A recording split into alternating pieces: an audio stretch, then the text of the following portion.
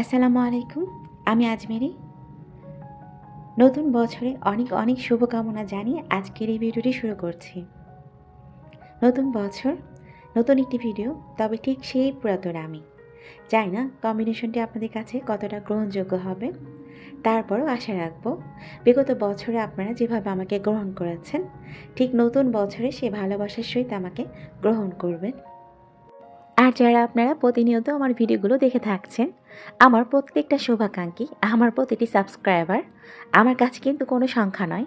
আমার আর আপনাদের মাঝে গড়ে ওঠা এই সম্পর্কটি আন্তরিকতায় শুরু হয়ে ভালোবাসায় পরিপূর্ণ আত্মার আত্মিক বন্ধুত্বের সম্পর্ক। আর বন্ধুত্বের সম্পর্ক একটা সুন্দর দায়িত্ব, এটা কিন্তু কোনো সুযোগ নয়।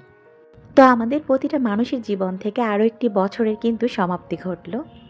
আমরা হয়তো ভাবি দিন যায় আমাদের বয়স বাড়ে, তবে বিষয়টা কিন্তু ঠিক সেরকম নয়। দিন যায় আমাদের বয়স কমে। আমাদের জীবন থেকে আরও একটি বছর চলে যাওয়া মানে আমরা আমাদের শেষ পরিণতি, মৃত্যুর খুবই সন্নিকটে আরও এক ধাপ কিন্তু এগিয়ে যাচ্ছি।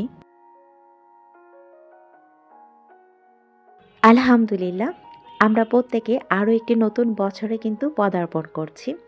তবে বিগত বছরটিতে হয়তোবা আমাদের বন্ধু বান্ধব আত্মীয় স্বজন প্রিয়জন অনেকেই মৃত্যুবরণ করে চলে গেছে আল্লাহর কাছে।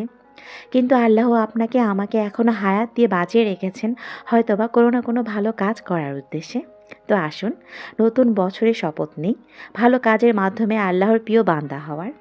আর ঠিক সেই ভালো কাজগুলো করার তৌফিক যাতে আল্লাহ তাআলা আমাদেরকে দান করেন, সেই আশা রেখে আজকের এই ভিডিওটিও শুরু করছি। আর যারা আমার পরিচিত অপরিচিত আমার প্রিয়জনগুলো আমার ভিডিওটি দেখে থাকছেন, আশা রাখছি আপনারা যে যেখানে রয়েছেন সবাই ভালো আছেন। আলহামদুলিল্লাহ, আমরাও ভালো আছি। তবে এই ভালো থাকার সংজ্ঞাটি হয়তোবা আমাদের এক একজনের কাছে এক এক রকম, তাই না? তবে জীবনে ভালো থাকতে গেলে খুব বেশি কিছুর কিন্তু প্রয়োজন নেই। এছাড়া আপনার আমার একান্ত ভাবনার ধরনটাই কিন্তু নির্ধারণ করে যে আমরা ভালো আছি না খারাপ আছি। তাই বলা যায় ভালো আর খারাপ থাকাটা আমাদের ভাবনার প্রতিফলন মাত্র। তো যাই হোক, আপনারা তো দেখে নিয়েছেন আমি কিন্তু সকালবেলা নাস্তাটা করে নিয়েছি।